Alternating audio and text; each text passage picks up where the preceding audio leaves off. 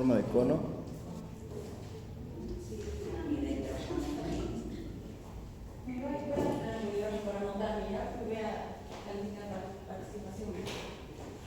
Tiene forma piriforme.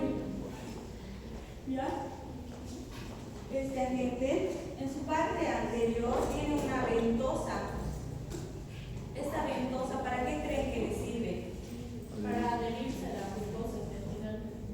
Ajá, para adherirse a la mucosa intestinal. Bien, Natalia.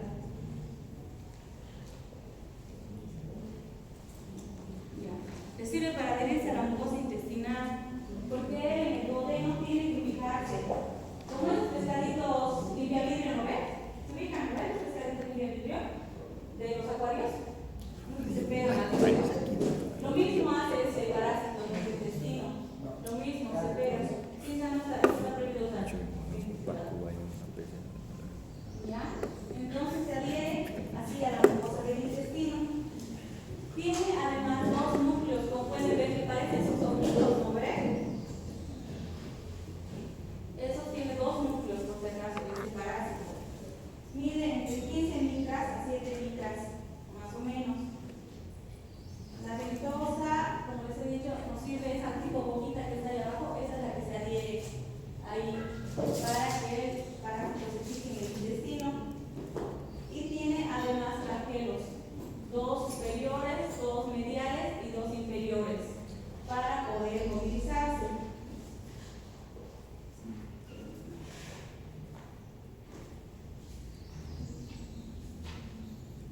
Entonces tiene eso.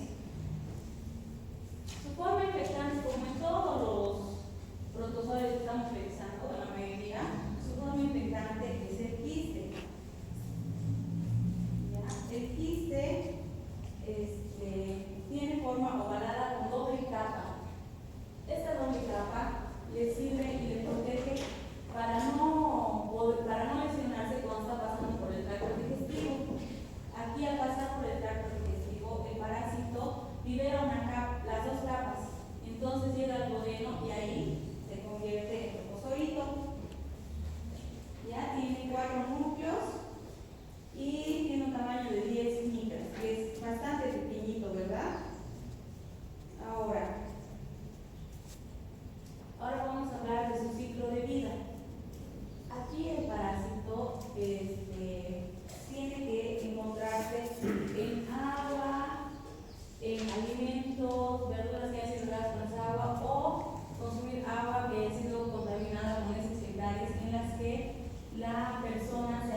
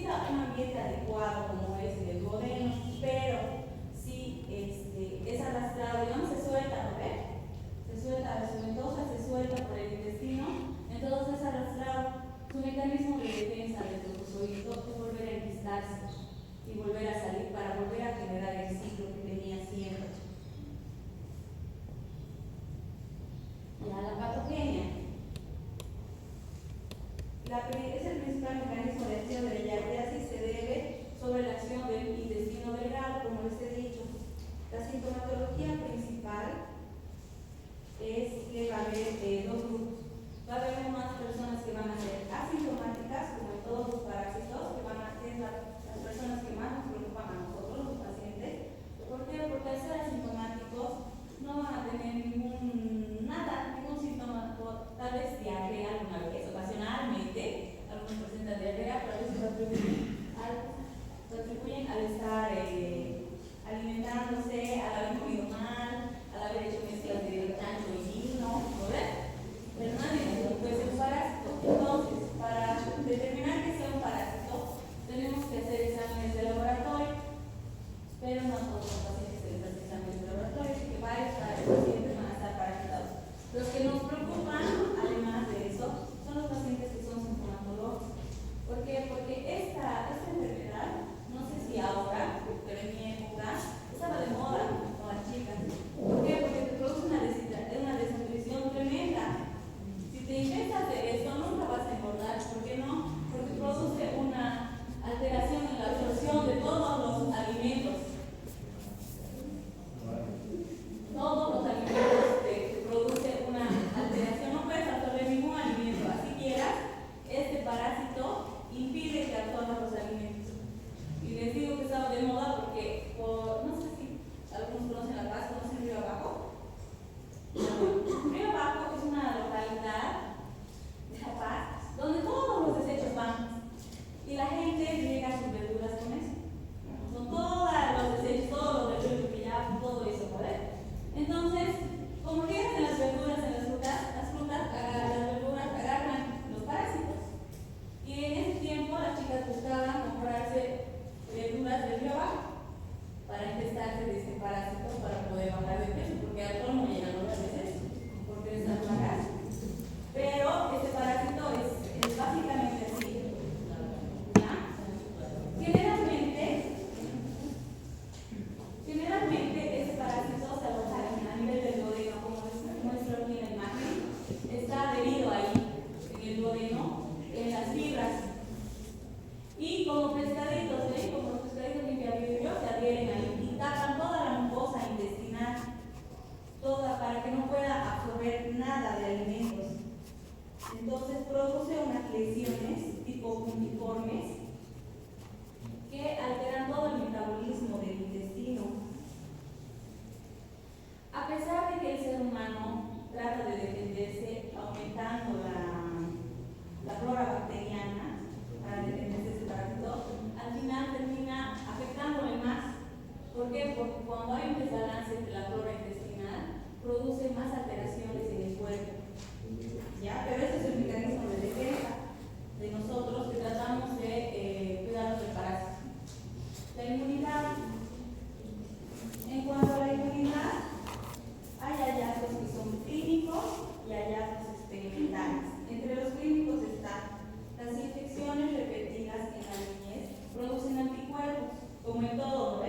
Mientras más nos enfermamos, más defensas tenemos. Por eso, hasta los 6 meses es la lactancia, no sé si saben, la lactancia obligatoria, ¿no? De los niños, porque desde ese tiempo, como mamás, les podemos dar nuestras defensas. Pasado ese tiempo, ya no les podemos transmitir, pero esta defensa les cubre hasta el año de edad. A partir del año de edad, ellos tienen que empezar a formar sus propios anticuerpos. Es por eso que las infecciones en niños son importantes y deben ser controladas. Porque tampoco es que el niño no tiene que estar en contacto con nada, ¿ya? Después, en los adultos hay zonas endémicas que son susceptibles a infecciones. Eso quiere decir que hay algunas zonas donde la mayoría tienen los parásitos o todos tienen ese tipo de parásitos. Entonces, si alguien que no vive ahí se introduce a ese niño, va a ser la persona que va a estar susceptible de la enfermedad. ¿Por qué? Porque no va a tener anticuerpos que lo defiendan. Bueno. Después, hay anticuerpos circulantes en pacientes infectados, como en todo siempre tiene una reacción en el cuerpo. Cualquier enfermedad que ingrese va a producir una reacción. Esa reacción, ¿qué va a hacer? Va a hacer que el cuerpo genere defensas y también va a haber elementos de nuestra sangre que van a morir, como los leucocitos. Entonces, estos, cuando qué enfermedad entra, se van a representar y van a ver antígenos o anticuerpos, ¿ya? Cuando han pasado la enfermedad. Y en menor grado está la sintomatología, la prevalencia en niños alimentados con leche materna. ¿Por qué? Porque la leche materna, como les he dicho, es un mecanismo de defensa para los niños. Entre los hallazgos experimentales, se ha visto que hay animales que se infectan con mayor facilidad que otros. Eso depende de la inmunidad de cada ser vivo. ¿Ya? Las infecciones en animales adquieren una inmunidad sólida. Eso quiere decir que los animales tienen más defensas que nosotros y que al infectarse su inmunidad es más fuerte, o sea, no necesitan más tratamientos ni medicamentos ni nada de eso. ¿Por qué? Porque con una sola vez ellos ya van a estar más fuertes que nosotros. ¿Ya? A ver. Ahora, esto es importante, como les decía, las manifestaciones clínicas. Esto es en lo que quiero que ustedes presten atención cuando vayan a hacer su examen, porque, como les dije, ¿no ve? Va a ser el examen de casos clínicos que van a correlacionar. Entonces necesito que esto presten mucha atención, ¿ya? Como en todas las parasitologías o la mayoría de las enfermedades, siempre va a haber alguien asintomático. Entonces tienen que ver qué laboratorios ustedes tendrían que pedir, porque si yo les digo, hay un paciente, acude a su consulta, paciente de 20 años con periodos de diarrea y periodos de constipación, la mayoría de los parásitos han visto, ¿no ven? Da ese tipo de sintomatología cuando eres asintomático. Entonces tienen que ver qué le van a pedir. El examen más fácil de pedir es poco parasitológico, ¿no ven? ¿Por qué? Porque abarcas todas las parasitosis, te van a salir ahí, te van a decir que se de tal, básicamente. Entonces, eso, ¿ya? Son asintomáticas. Generalmente esta patología es asintomática en zonas endémicas. ¿Cuál podría ser una zona endémica aquí en Tarija? A ver. Bermejo. ¿Por qué? Porque es trópico y está lleno de parásitos. Está lleno de parásitos. ¿Ya? Sí, porque es una zona tropical. También el agua no está bien controlada. ¿Qué? Sí, en Entre Ríos, por ejemplo, el agua no es potable. El agua no es potable, entonces, para que no salga ahí. ¿Lo ven? ¿Quién me ha contestado primero? Enrique, y luego Maite, ¿ven?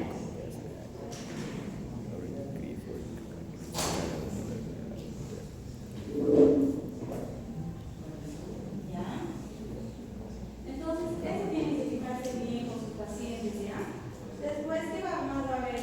Puede ser crónica, como les digo, en pacientes asintomáticos, la enfermedad, porque va a estar presente todo el tiempo, pero no les va a causar ninguna molestia. O puede ser aguda. Ahí es donde nosotros nos vamos a dar cuenta que el paciente sí está enfermo, ¿verdad? Las diarreas pueden ser acuosas, bastante acuosas, que pueden hacer peligrar la vida del paciente y llevarlo a una deshidratación severa. ¿Con qué se trata la deshidratación? ¿Quién sabe? Levanten la mano porque no puedo calificar todos. Consuelo de rehidratación.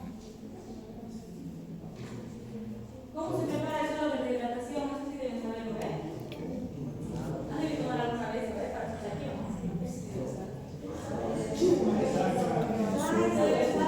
No, ¿cómo se prepara? Cuando tomen algo, si toman. ¿Cómo se preparan las aguas del suelo? Sí, desde cero. ¿Por qué?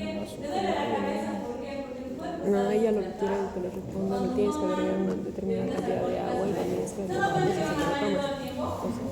tiempo vas al baño, no ves? Desde la primera vez que vas, ya es automático, cada 5 minutos así, ¿no ves?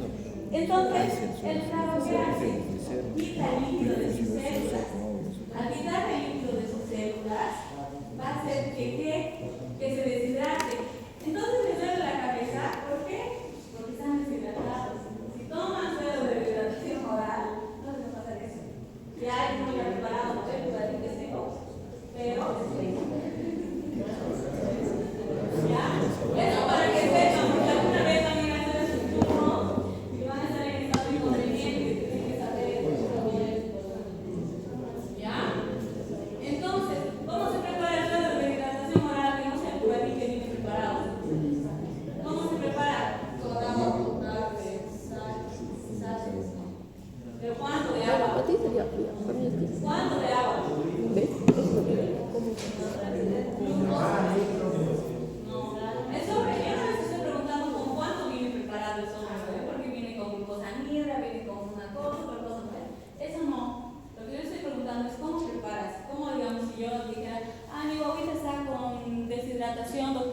¿cómo voy a hacer con este sobre? Con un litro de agua. No vienen preparados. Un litro de agua. Pero no tengo plata para comprarme para ya líquido. Doctora, dígame cuál podría tomar. Un litro de agua. No, no es de modo. Vienen en sobrecitos, ¿no?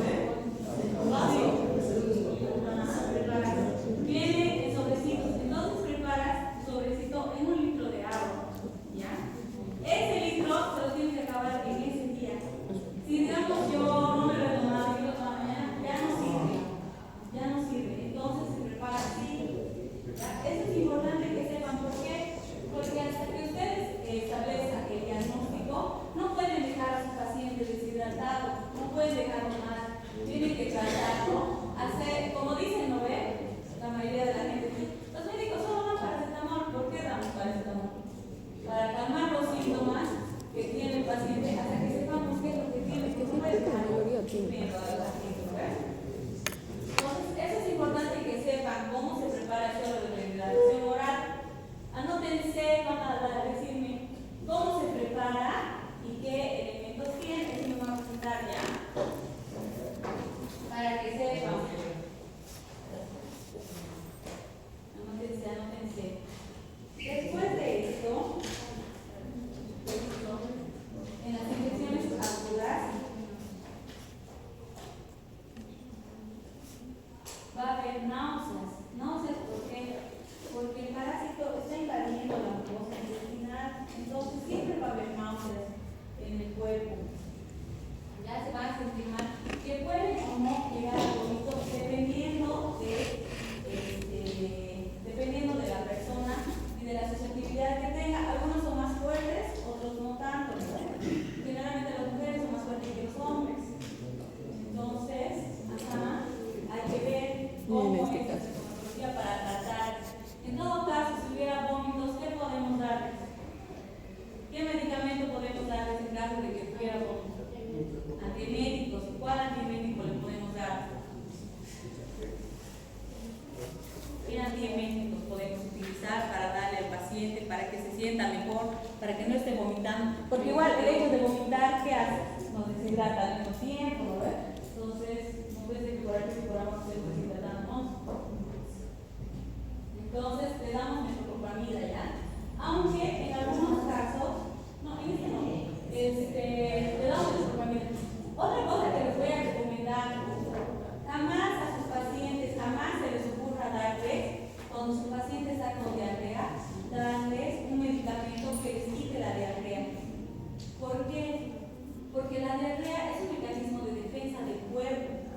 Cuando estás con diarrea, el cuerpo quiere botar todo lo que tienes adentro, ¿no ves?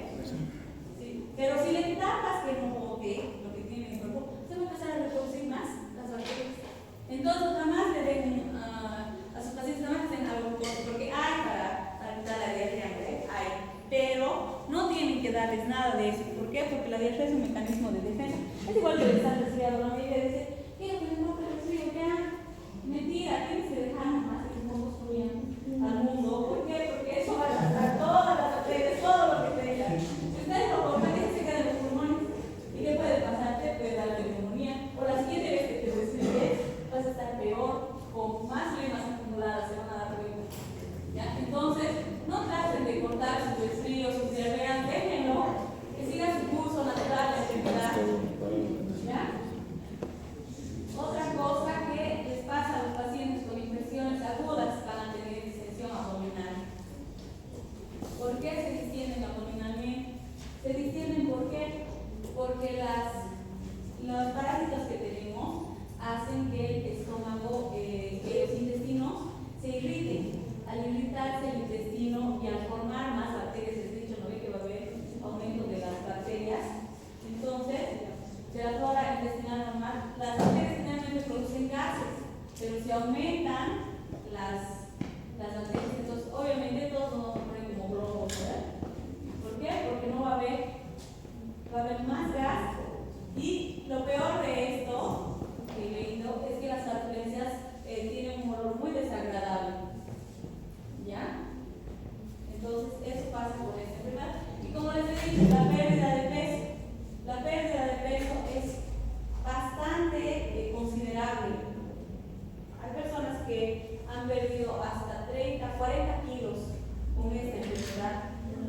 ¿Por qué? Porque es fuerte, invade todo el intestino y entonces se van a dar cuenta, porque la gente le va a decir, he perdido peso de golpe o he perdido poco a poco, pero el peso es importante, ¿ya? Porque no es bueno perder peso, no es bueno perder peso muy de golpe, tiene que ser de manera gradual, que se casitas. El peso tiene que perderse de manera gradual, poco a poco, porque si no lesiona sus riñones y tiene que mantenerse en el tiempo. ¿No ves?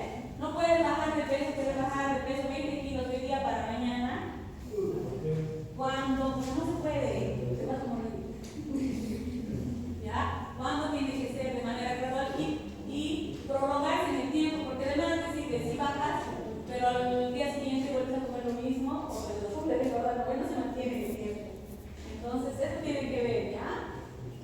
¿Qué más? Las manifestaciones crónicas. Las manifestaciones crónicas va a ser una diarrea persistente en algunos casos, en otros se va a alternar con periodos de diarrea y donde se van a eliminar los sólidos y periodos en los que va a ser las heces van a ser más pastosas y va a ser donde se eliminan quistes.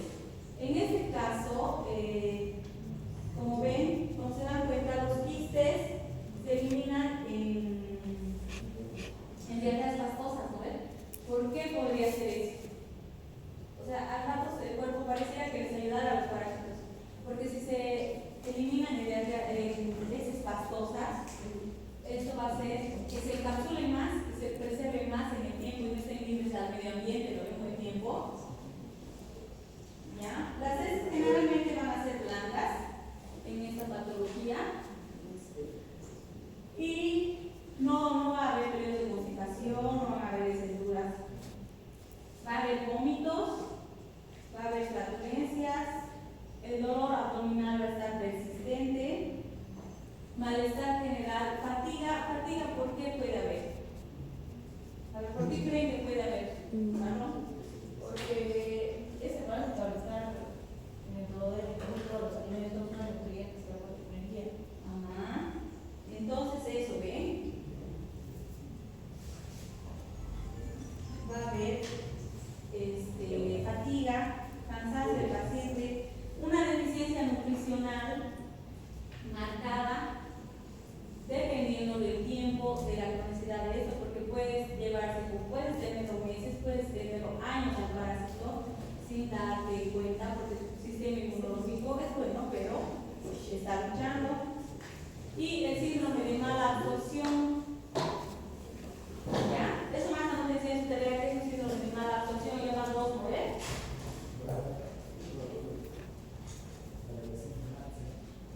No, parece tarde. ¿A qué hora salen de aquí? Salimos 9, ¿no ves? Menos cuarto. Yo tengo que ir a salvar vidas y ustedes tienen que hacer un tarea. Síndrome de mala absorción. Menos cuarto me van a avisar que son bien, ¿verdad? ¿Ya?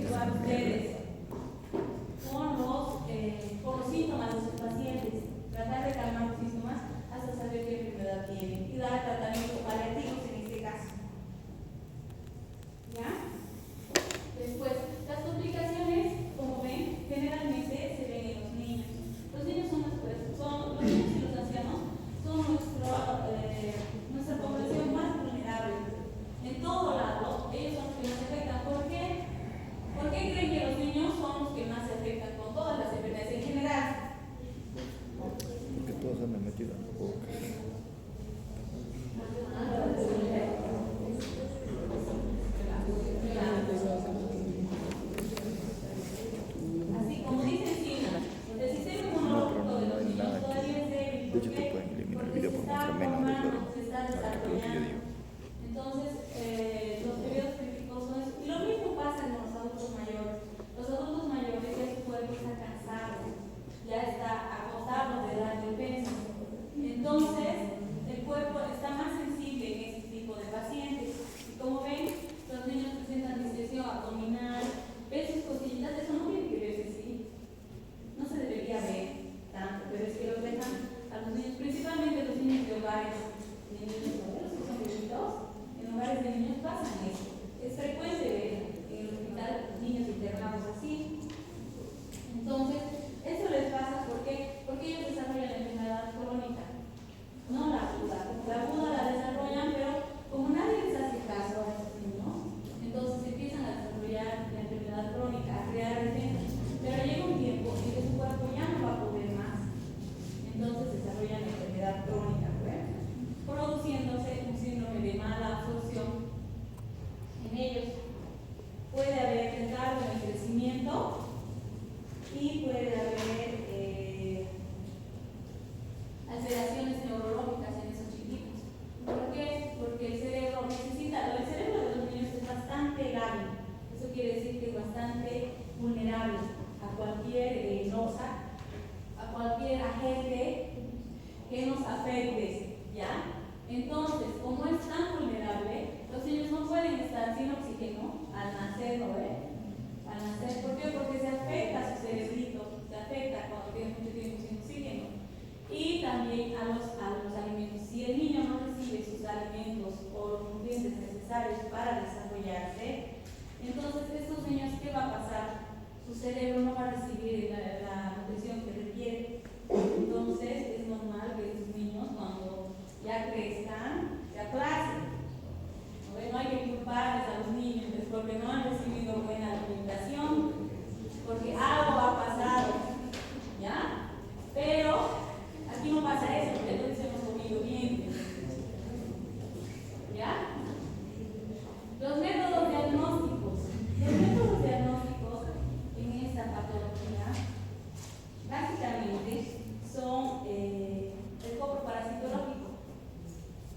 Hay una prueba que la verdad yo no estaría de acuerdo en hacer, que consiste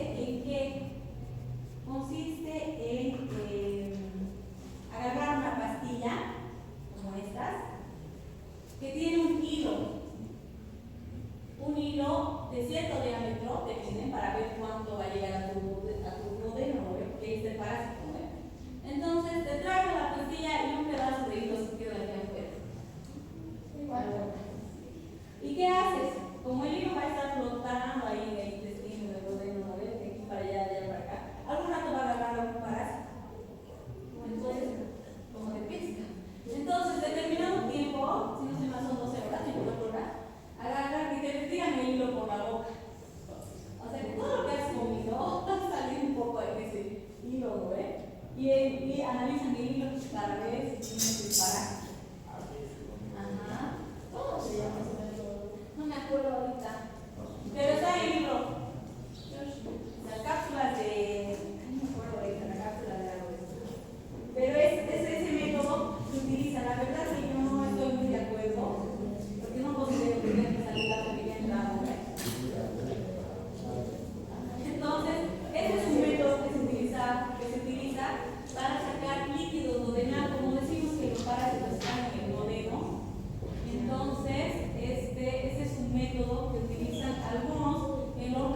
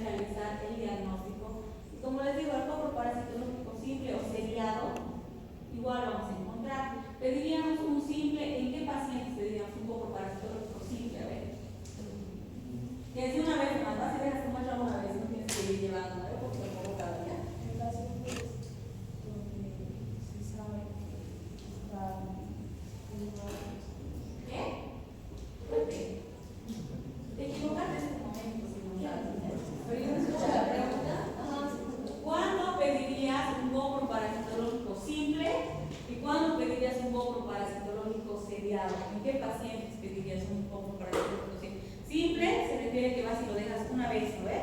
Vas, dejas tu muestra una vez. Y el seriado se refiere a que voy a ir hoy día, voy a ir mañana y voy a ir pasado a dejar mi muestra. Para que analicen.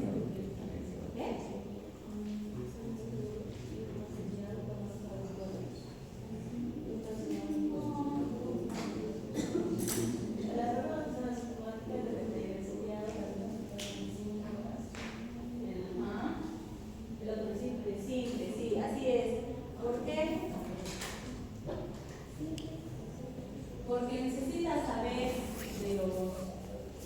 de cómo está el paciente, ¿no ves? Como les ha dicho su compañera, el simple sería para asintomáticos y el seriado para asintomáticos.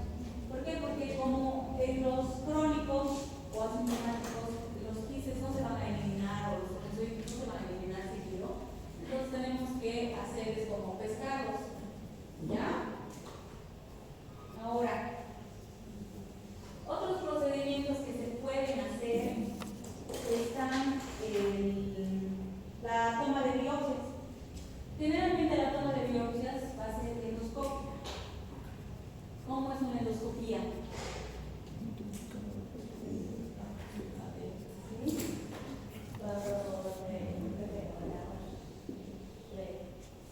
¿Por dónde te meten la cámara? Te meten, no, eso es colonoscopía. Por la boca es endoscopía. ¿Por qué? Porque es más difícil llegar por atrás hasta el duodeno que llegar por la boca. Entonces, es una endoscopía. ¿Ya? Les hacen una endoscopía. En estas endoscopías, generalmente lo que buscas es hacer una biopsia y ver la mucosa. No sé si alguna vez han visto una endoscopía, ¿no? La endoscopía es como entrar con una camarita y se ve todo. Se ven todas las lesiones, incluso cuando es, digamos, hasta el público, son parásitos grandes, se pueden llegar a ver en las endoscopías. ¿Ya? ¿Para qué haces eso? Para sacar una muestra que generalmente sacan 3 o 4 muestras. ¿Por qué? Porque necesitas encontrar el parásito de las lesiones. Este examen, sí, es igual uno de los exámenes que pueden estar al alcance de su mano, que están en hospitales públicos y que les pueden servir, pero no puedes exponer a un paciente a este examen si no estás seguro de lo que vas a encontrar. ¿Por qué? Porque la mayoría de las endoscopías se realizan bajo anestesia. Entonces, un paciente que va a recibir anestesia y que va a hacerse un procedimiento es más complicado de tratar, porque yo no sé como anestesióloga, sé que ustedes tienen alergia, ¿no? Digamos que yo le hago la anestesia, pues siempre va a haber precauciones, ¿no? Siempre tiene que tener, antes de realizar cualquier procedimiento que vayan a realizar, siempre tiene que tener las precauciones adecuadas de acuerdo al caso. ¿Ya? Para mí todos ahorita son alérgicos. Entonces, ¿qué tendría que tener? Mi antialérgico, ¿no? Mi antihistamínico. ¿Para qué? Para yo hacerle la anestesia. Pero hay algunos pacientes que tienen reacciones muy fuertes, entonces no por un parásito lo vas a someter a que tal vez muera o que se quede con muerte cerebral, que son las complicaciones que pasan con anestesia.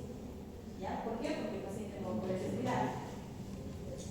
Entonces, para pedir esos exámenes tienen que estar seguros o pensar en varias patologías en las que puedan encontrar algo, digamos, no sé, unas 5 patologías, 5 parásitos, que este examen les va a servir, entonces sí sería de ayuda.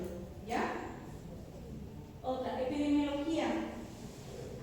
Epidemiológicamente, esta infección es a nivel mundial, aunque hay zonas donde hay más y hay menos parásitos.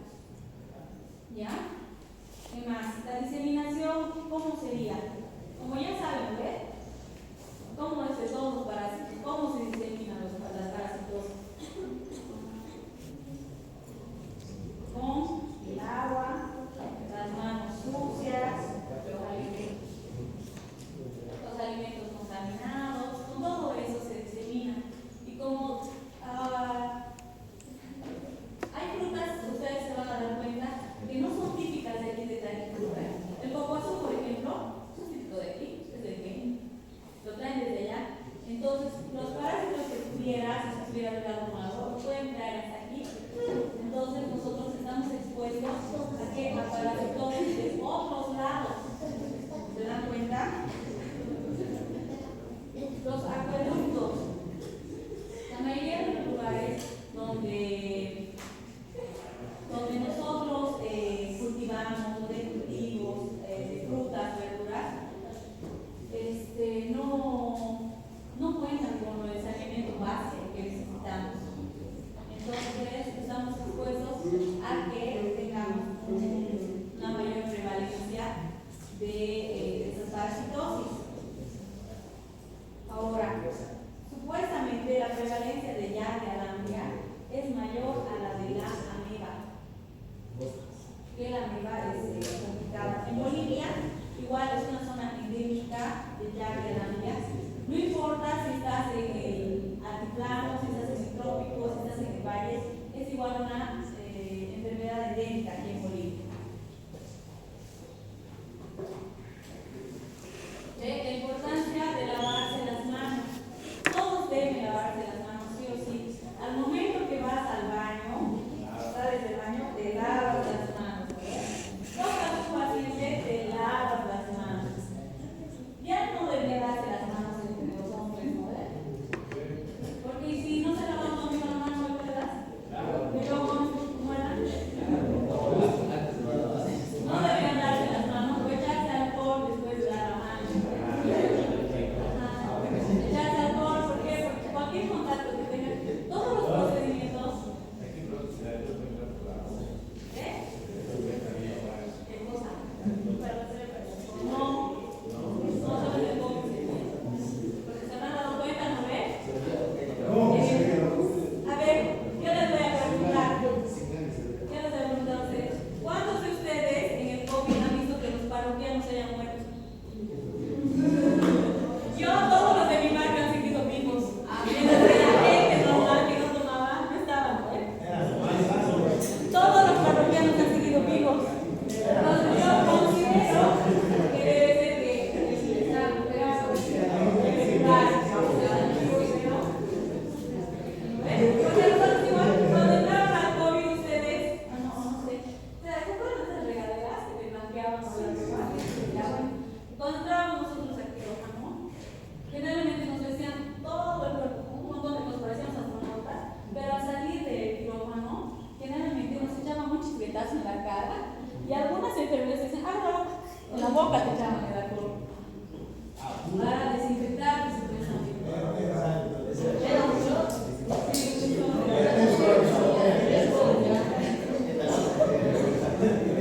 Así que tal vez es verdad que los pacientes con COVID se han salvado por tomar, porque era lo único que te defendía de echarse alcohol. Todo el mundo andaba con el alcohol obsesionado. Y todos los que tomaban ivermectina. Ay, la ivermectina es mentira, yo tomo ivermectina porque igual acá no nos hacían entrar, no porque yo soy boda. No sirvió para nada, me han todos los parásitos que tenía, porque no sirve la ivermectina.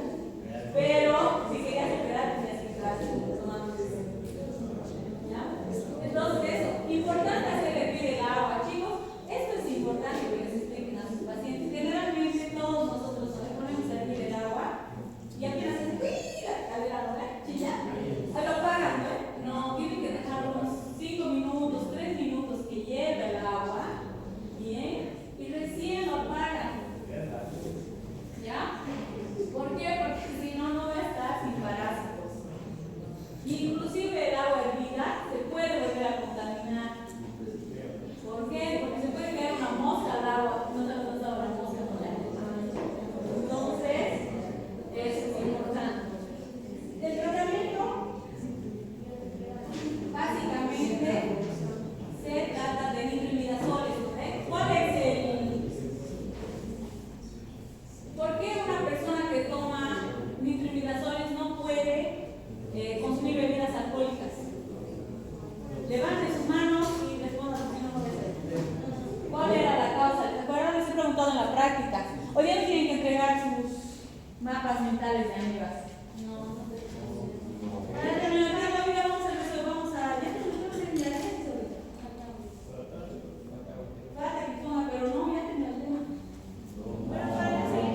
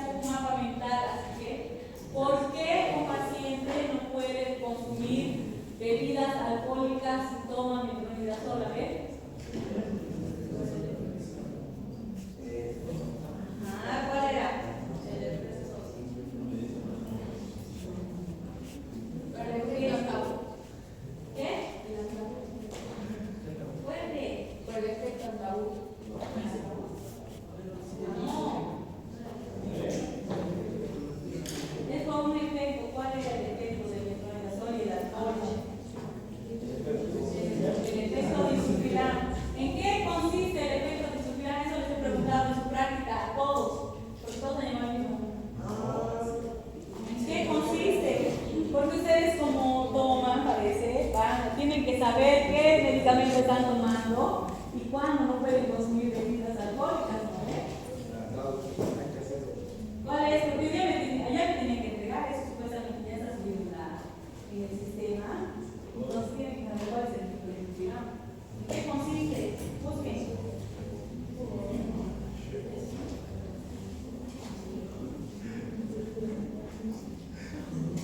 ¿En qué consiste el efecto disociante?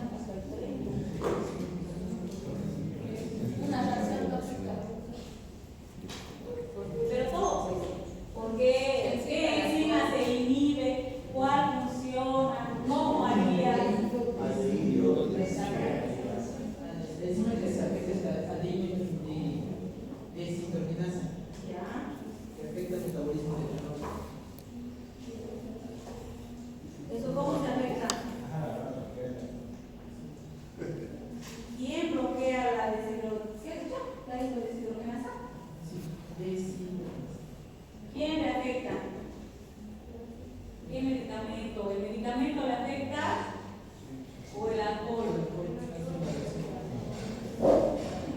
Van a buscar eso porque les he pedido eso tiene que estar ahora. Hoy día vamos a revisar sus casos clínicos. Y según cómo se... ¿se acuerdan de los grupos que estaban?